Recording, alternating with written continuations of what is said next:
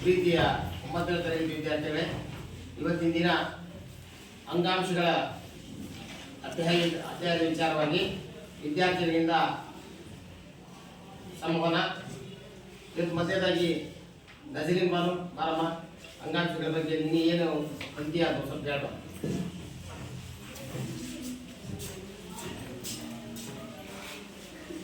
ನನ್ನ ಹೆಸರು ನಜರೀನ್, 9ನೇ ತರಗತಿಯಲ್ಲಿ ಓದುತ್ತಿದ್ದೇನೆ. ಅಂಗಾಂಶ ಪಾಠದಲ್ಲಿ ಅಂಗಾಂಶ ಎಂದರೇನು?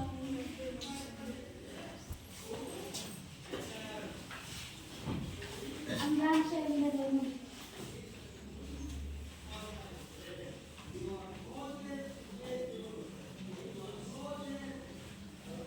ಯಾರು ಹೇಳ್ತೀರಿ? ಅಂಗಾಂಶ ಅಂದ್ರೇನು? ಯಾರು ಹೇಳ್ತೀರಿ? ಅಂಗಾಂಶ ಅಂದ್ರೇನು ಹೇಳಲ್ಲ. ಅಂಗಾಂಶ ಎಂದರೇನು? ನೀ ಹೇಳ್ದೆ ಒಂದೇ ರೀತಿಯ ರಚನೆಯನ್ನು ಹೊಂದಿದ್ದು ಒಂದು ನಿರ್ದಿಷ್ಟ ಕಾರ್ಯವನ್ನು ನಿರ್ವಹಿಸುವ ಜೀವಕೋಶ ಗುಂಪಿಗೆ ಅಂಗಾಂಶ ಎನ್ನುವರು. ಇನ್ನೊಂದ್ಸಲ ಹೇಳಿ, ಅವ್ರಿಗೆ ತಿಳಿದಿಲ್ಲ. ಒಂದೇ ರೀತಿಯ ರಚನೆಯನ್ನು ಹೊಂದಿದ್ದು ಒಂದು ನಿರ್ದಿಷ್ಟ ಕಾರ್ಯವನ್ನು ನಿರ್ವಹಿಸುವ ಜೀವಕೋಶಗಳ ಗುಂಪಿಗೆ ಅಂಗಾಂಶ ಎನ್ನುವರು. ಯಾರು ಹೇಳ್ತೀರಿ? ಕೇಳಿ ನೋಡೋಣ. ಅಂಗಾಂಶ ಹೇಳಿದ್ದಲ್ಲ ಈಗ ನೋಡೋದು. ಒಂದೇ ರೀತಿಯ ರಚನೆಯುಳ್ಳ ಒಂದೇ ಮೌಲ್ಯದಿಂದ ಹುಟ್ಟಿದ ಗುಂಪಿಗೆ ಅಂಗಾಂಶ ಏನು? ಒಂದೇ ಮೂಲದಿಂದ ಹುಟ್ಟಿದ ಒಂದೇ ರೀತಿಯ ರಚನೆಯುಳ್ಳ ಹಾಗೂ ಒಂದೇ ರೀತಿಯ ಕಾರ್ಯವನ್ನು ನಿರ್ವಹಿಸುವ ಜೀವಕೋಶಗಳ ಸಮೂಹಕ್ಕೆ ಏನಂತ ಕರೀತಾರೆ? ಹೇಳಿದಿಲ್ಲ ಈಗ? ಹೇಳ್ರಿ ಎಲ್ಲರೂ. ಒಂದೇ ರೀತಿಯ ಕಾರ್ಯವನ್ನು ನಿರ್ವಹಿಸುವ ಒಂದೇ ಮೂಲದಿಂದ ಹುಟ್ಟಿದ ಇದೇ ಒಂದು ದೀರ್ಘ. ಒಂದೇ ಮೂಲದಿಂದ ಹುಟ್ಟಿದ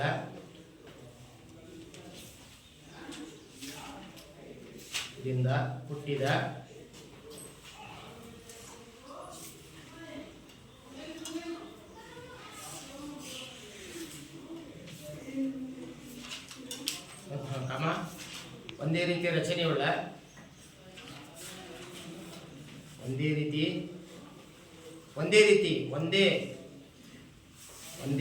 ರೀತಿಯ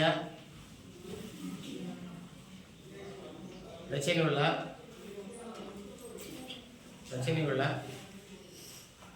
ಒಂದೇ ರೀತಿಯ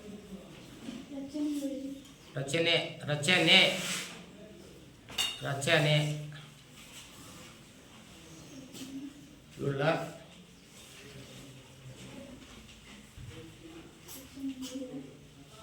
ಹಾಗೂ ಒಂದೇ ರೀತಿಯ ಕಾರ್ಯವನ್ನು ನಿರ್ವಹಿಸುವ ಹೇಳಿಕೆಂತ ಬರೀ ಕಾರ್ಯವನ್ನು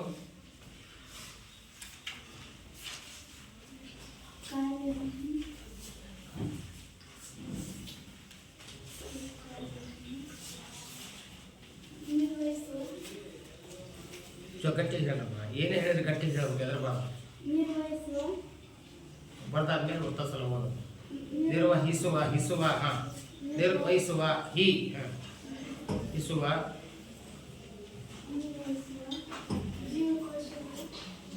ಗುಂಪು ಅಥವಾ ಸಮೂಹಕ್ಕೆ ಏನಂತ ಕರೀತಾರೆ?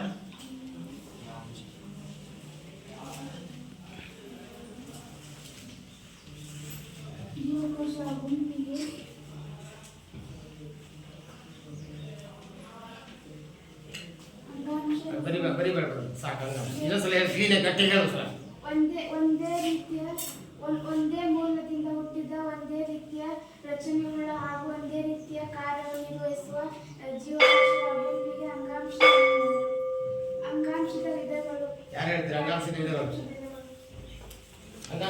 ಯಾರು ಹೇಳ್ತೀರಿ? ಹೇಳಪ್ಪ. ಸಸ್ಯಾಂಗಾಂಶ ಮತ್ತು ಪ್ರಾಣಿಯಾಂಗಾಂಶ. ಸಸ್ಯಾಂಗಾಂಶಗಳು ಅಂಗಾಂಶ. ಹೌದಾ? ಈಗ ನಾನು ಹೇಳೋ ಪ್ರಶ್ನೆ, ಸಸ್ಯ ಅಂಗಾಂಶಗಳು ಮತ್ತು ಪ್ರಾಣಿ ಅಂಗಾಂಶಗಳು ಒಂದೇ ರೀತಿಯ ರಚನೆಯಿಂದ ಉಂಟಾಗಿವೆ ಇಲ್ಲ? ಯಾಕಂತ ಕೇಳಿದ ಪ್ರಶ್ನೆ ಏನಂತ ಬರ್ತೀವಿ? ಏಕೆ ಹೇಳಿದ್ದೆ ಉತ್ತರನೇ ಇದಕ್ಕೆ. ಹೇಳಮ್ಮ, ನೀನು ಹೇಳು. ಸಸ್ಯಾಂಗಾಂಶ ಸಸ್ಯಾಂಗಾಂಶದ ವಿಧಗಳಿದೆ. ಸಸ್ಯಾಂಗಾಂಶದ ವಿಧಗಳು ಹೇಳ. ಸಸ್ಯಾಂಗಾಂಶ ವಿಧಗಳು ಎರಡು, ಒಂದು ವರ್ಧನಾಂಗಾಂಶ, ಒಂದು ಶಾಶ್ವತಾಂಗಾಂಶ. ಅಳಿಸ್ಬರಿ. ವರ್ಧನಾಂಗಾಂಶ, ಶಾಶ್ವತಾಂಗಾಂಶ. ಶಾಶ್ವತಾಂಗಾಂಶ. ಹೆದರಬಾರ್ದು. ನಾವೇನು ಈಗ ನೀವೇನು ತಿಳ್ಕೊಂಡ್ರೆ ಅದು ಹೇಳ್ಬೇಕಪ್ಪ. ನೀವು ಮನೆಯಾಗ ಓದ್ಕೊಂಬಂದಿರ್ಬೇಕೇನು ಒಂದೊಂದು ಗಂಟೆ ಮಾಡ್ಬೋದು. ನೀವು ಒಂದೊಂದು ಗಂಟೆ ಕಲಿಬೋದು.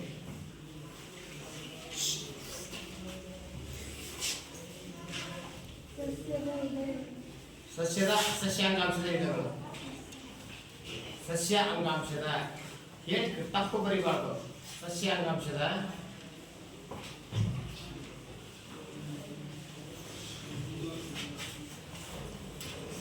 ವಿಧಗಳು ಯಾವುವು? ವರ್ಧನಾಂಗಾಂಶ, ಶಾಶ್ವತಾಂಗಾಂಶ. ಒಂದು ನಂಬರ್ ಒಂದು ವರ್ಧನಾಂಗಾಂಶ.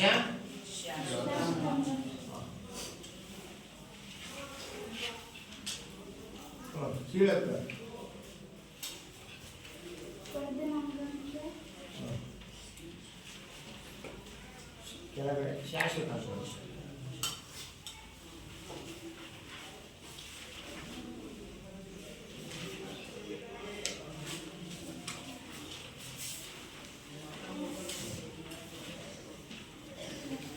ಈಗ ವರ್ತನಾಂಗಾಂಶದ ಬಗ್ಗೆ. ವರ್ತನಾಂಗಾಂಶ ಅಂದ್ರೆ ಏನಪ್ಪ? ಯಾರು ಹೇಳ್ತೀರಿ? ಕೇಳಿ. ವರ್ತನಾಂಗಾಂಶ ಅಂದ್ರೆ ಏನು?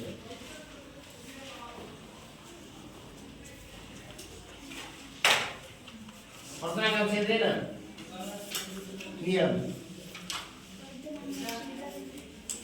ಇದಾಯ್ತು. ಈಗ ವರ್ತನಾಂಗಾಂಶ ಈಗ ಅದು ಡೆಫಿನಿಷನ್ ಏನು? ಸಸ್ಯದ ಎಲ್ಲ ಭಾಗದಲ್ಲಿ ಇರ್ತದೆ ಇದು. ಅಂದ್ರ ಸಸ್ಯದ ಬೆಳವಣಿಗೆಯನ್ನು ಏನ್ ಮಾಡುತ್ತೆ? ಹೇಳಲಿ. ಸಸ್ಯದ ಬೆಳವಣಿಗೆ ಏನ್ ಮಾಡುತ್ತೆ? ಸಸ್ಯದ ಗಾತ್ರವನ್ನು ಹೆಚ್ಚಿಸುತ್ತದೆ. ಸಸ್ಯದ ಬೆಳವಣಿಗೆ ಕಾರಣವಾದ ಅಂಗಾಂಶ ಯಾವುದು? ಹೇಳಿದ್ದೇನೆ. ಮತ್ತೆ ಬರೀಮ್ಮ ಬೆಳವಣಿಗೆ ಕಾರಣ. ಬೆಳವಣಿಗೆ ಅಂತ ಬರೆಯಲಿ. ಅದು ಮುಂದೆ ವರ್ತನಾಂಗಾಂಶದ ಮುಂದೆ ಗೀಟ್ ಹಾಕಿ. ವರ್ತನಾಂಗಾಂಶದ ಮುಂದೆ ಬೆಳವಣಿಗೆ, ಸಸ್ಯದ ಬೆಳವಣಿಗೆ ಹೆಚ್ಚಿಸುತ್ತದೆ. ಬೆಳವಣಿಗೆ ಹೆಚ್ಚಿಸುತ್ತದೆ. ಬೆಳವಣಿಗೆ ಹೆಚ್ಚಿಸುತ್ತೆ.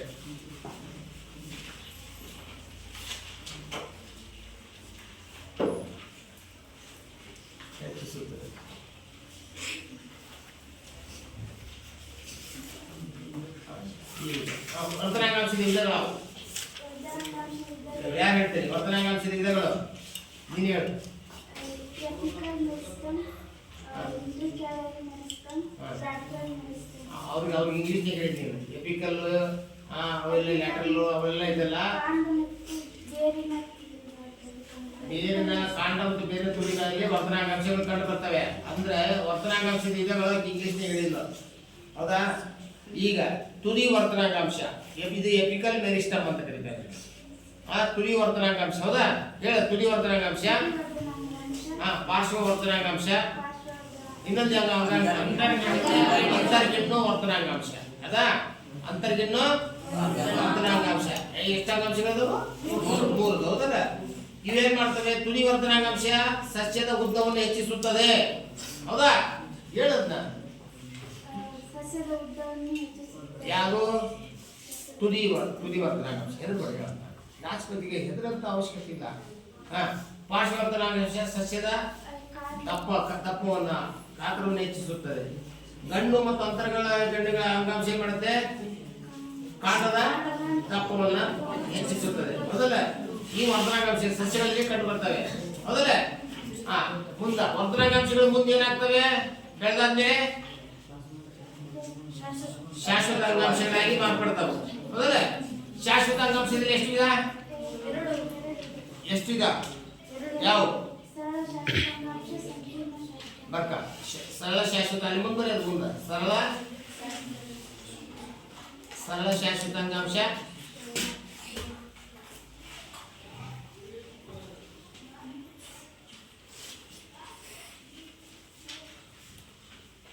ಇನ್ನೊಂದು ಸಂಕೀರ್ಣ ಶಾಶ್ವತ ಅಂಗಾಂಶ.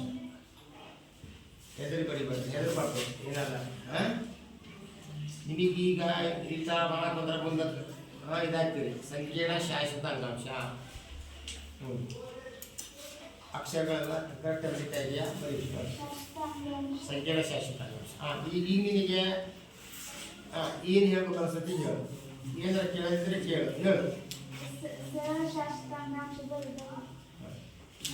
ಎಷ್ಟದಾವು? ಶಾಸ್ತ್ರಾಂಗಾಂಶ ವಿಧಾನಗಳು. ಯಾರು ಹೇಳ್ತೀರಿ? ಗೊತ್ತಿಲ್ಲ ಹೇಳು. ಪೆರಂಕೈಮ ಕೊಲಂಕೈಮ ಸ್ಥಿರಂಕೈಮ. ಪೆರೆನ್ಕೈಮ ಅಂಗಾಂಶ, ಕೋಲಂಕೈಮ ಅಂಗಾಂಶ, ಪೆರೆನ್ಕೈಮ ಅಂಗಾಂಶ. ಅಲ್ಲೇ ಒಂದು ಕೇಳ್ಬರಿ, ಅಲ್ಲೇ ಪೆರನ್ ಒಂದು ನಂಬರ್ ಒಂದು ಪೆರೆನ್ಕೈಮ ಕೇಳ್ಬರಿ. ನಾವು ನಂಬರ್ ಹಾಕಮ್ಮ. ಒಂದು ಪೆರೆನ್ಕೈಮ ಅಥವಾ ಪೆರೆನ್ಕೈಮ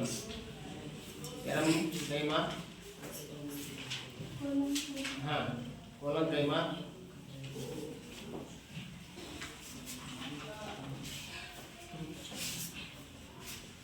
ಏನದು? ಪೆರೆನ್ಕೈಮ.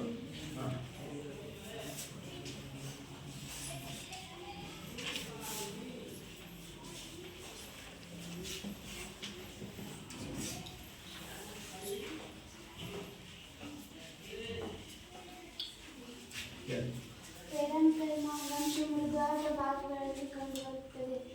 ಎಲ್ಲಿ ಕಂಡು ಬರ್ತದೆ? ಸಸ್ಯದ ಮೃದುವಾದ ಭಾಗಗಳಲ್ಲಿ ಕಂಡುಬರುತ್ತದೆ. ಅಂದ್ರೆ ಆಲ್ಮೋಸ್ಟ್ ಅಲ್ಲಿ ಎಲೆಗಳಲ್ಲಿ, ಹೌದಲ್ಲ? ಎಲೆಗಳಲ್ಲಿ ಕಂಡು ಬರುತ್ತೆ. ಆಮೇಲೆ ಸಸ್ಯದ ಎಳೆ ಸಸ್ಯ ಇದೆಯಲ್ಲ, ಎಳೆ ಸಸ್ಯಗಳಲ್ಲಿ ಕಾಂಡದಲ್ಲಿ ಕಂಡು ಬರುತ್ತೆ. ಕೋಲಂಕೈಮ ಕಂಡು ಬರುತ್ತೆ. ಎಲೆ ಮತ್ತು ಕಾಂಡ ಪೂರ್ಣ ತಟ್ಟುಗಳಲ್ಲಿ ಎಲೆ ತಟ್ಟುಗಳಲ್ಲಿ ಕಂಡುಬರುತ್ತದೆ. ಸ್ಕ್ಲೆರೆಂಕೈಮ ಅಂಗಾಂಶ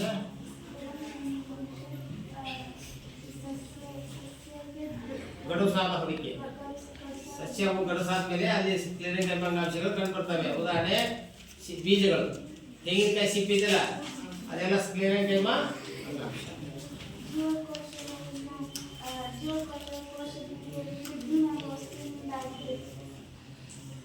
ಏನಂತ ಹೇಳ್ತೀವೋ ಗಟ್ಟಿಯಾಗಿ ಹೇಳಮ್ಮ. ಲಿಗ್ನಿನ್ ಮತ್ತು ಪೆಕ್ಟಿನಿನ್ಗಳಿಂದ ಕೂಡಿದೆ. ಓಕೆ. ಎಪಿಡರ್ಮಿಸ್ ಅಂಗಾಂಶ, ಹೊರಧರ್ಮಾಂಗಾಂಶ. ಅಳಿಸಿ ಬರಿ. ಹೊರಧರ್ಮಾಂಗಾಂಶ. ಹೊರಧರ್ಮಾಂಗಾಂಶ,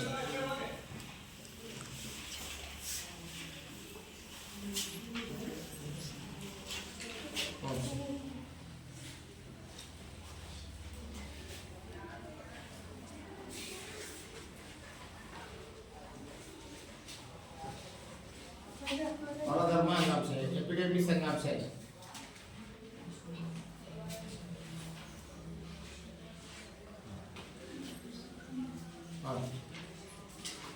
ಎಂದರೆ ನೋಡಿ ಬರೀತಾರೆ ಇಲ್ಲಿ ಬಿಡು. ಸಾಕು ಅಂಗಾಂಶ ಅಂತ ಬರೀ ಅಷ್ಟೇ. ಹೇಳ.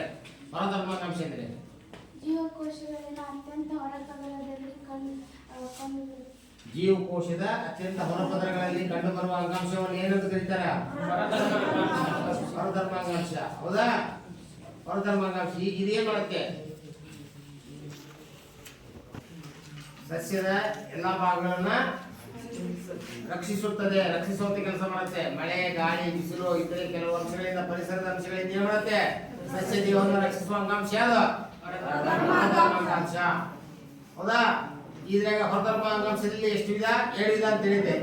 ಮೇಲಿನ ಹೊರಧರ್ಮಾಂಗಾಂಶ, ಕೆಳಗಿನ ಹೊರಧರ್ಮಾಂಗಾಂಶ ಅಂತ ಹೇಳಿದ್ವಿ. ಹೌದಲ್ಲ? ಆಯ್ತಾ? ಹೇಳ್ತೀಯಾ? ಹೇಳಿ, ನಿನಗೇನು ತಿಳಿದೈತಿ ಹೇಳು.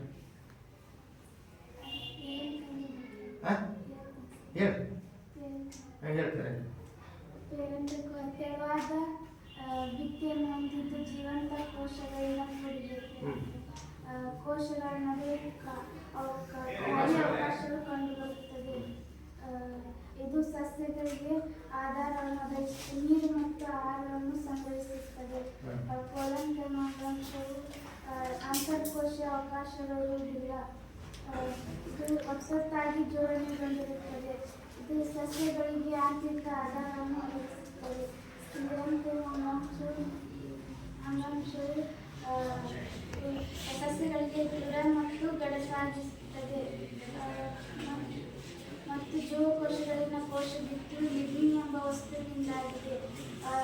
ಜೀವಕೋಶ ಈ ಅಂಗಾಂಶವು ಎಲೆಗಳ ನಾರುಗಳಲ್ಲಿ ಮತ್ತು ಬೀಜಗಳು ಹಾಗೂ ಕಾಯಿಗಳ ಗಟ್ಟಿಯಾದ ಕವಚಗಳಲ್ಲಿ ಕಂಡುಬರುತ್ತವೆ.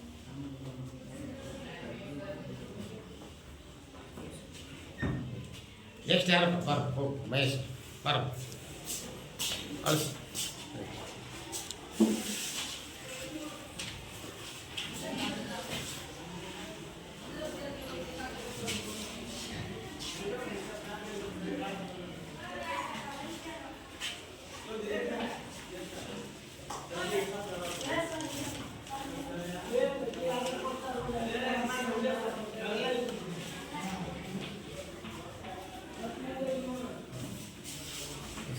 ಅಧ್ಯಯ ಅಂಗಾಂಶಗಳು.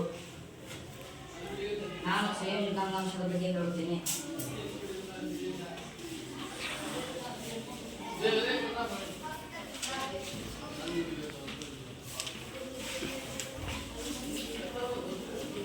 ಸಂಯೋಜಿತ ಅಂಗಾಂಶ ಎಂದರೇನು? ಯಾರು ಹೇಳ್ತೀರಾ? ಬರಿಬೇಡಿ ಹೇಳಲ್ಲ. ಸಂಯೋಜಿತ ಅಂಗಾಂಶ ಎಂದರೆ ಸಂಯೋಜಿತ ಅಂಗಾಂಶವು ರಕ್ತವು ವಿವಿಧ ಮಾತೃಕೆ ಸಂಯೋಜಿತ ಅಂಗಾಂಶವನ್ನು ಹೊಂದಿದೆ. ರಕ್ತವು ವಿವಿಧ ಮಾತೃಕೆಗಳಿಂದ ಕೂಡಿದೆ, ಹೌದಲ್ಲ? ಘಟಕಗಳಿಂದ ಕೂಡಿದೆ. ಹಾಗಾಗಿ ಅದೊಂದು ಸಂಯೋಜಿತ. ರಕ್ತವು ಒಂದು ಸಂಯೋಜಿತ ಅಂಗಾಂಶ. ಇದನ್ನು ಸಂಯೋಜಿತ ಅಂಗಾಂಶ ಎಂದು ಕರೆಯುತ್ತಾರೆ. ಬಿಡು ಮತ್ತೆ ಮುಂದೆ ಹೇಳು. ರಕ್ತವು ಒಂದು ಮಾತೃಕೆಯನ್ನು ಹೊಂದಿದೆ. ಅದನ್ನು ಪ್ಲಾಸ್ಮಾ ಎಂದು ಕರೆಯುವರು. ರಕ್ತದಲ್ಲಿ ಎಷ್ಟು ಕಣಗಳಿವೆ? ರಕ್ತದಲ್ಲಿ 4 ಕಣಗಳು, ಬಿಳಿ ರಕ್ತ ಕಣ, ಕೆಂಪು ರಕ್ತ ಕಣ ಮತ್ತು ಕಿರುತಟ್ಟೆಗಳು ಮತ್ತು ಪ್ಲಾಸ್ಮಾ. ಬರೆಯೋ ರಕ್ತ 4 ಪ್ಲಾಸ್ಮಾ ರಕ್ತದ 4 ಘಟಕಗಳ ಇರಲಿ, ಅದು ಬರೀ ಸಾಕು. 4 ಕಣಗಳು. ರಕ್ತದ 4 ಕಣಗಳು.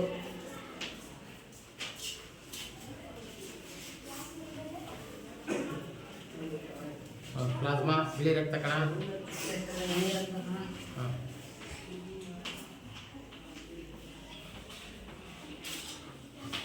ಕೆಂಪು ರಕ್ತ ಕಣ,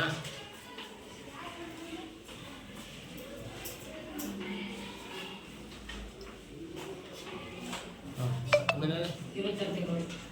ಕಿರುತಟ್ಟೆ. ರಕ್ತದ ಬಗ್ಗೆ ಅಂತ ಹೇಳಿದ್ರೆ ಹೇಳು. ರಕ್ತದ ಬಗ್ಗೆ ಕಿರುತಟ್ಟೆ. ಹಾಂ. ಒಂದನೇದಾಗಿ ಪ್ಲಾಸ್ಮಾ, ಬಿಳಿ ರಕ್ತ ಕಣ, ಕೆಂಪು ರಕ್ತ ಕಣ ಮತ್ತು ಕಿರುತಟ್ಟೆಗಳು.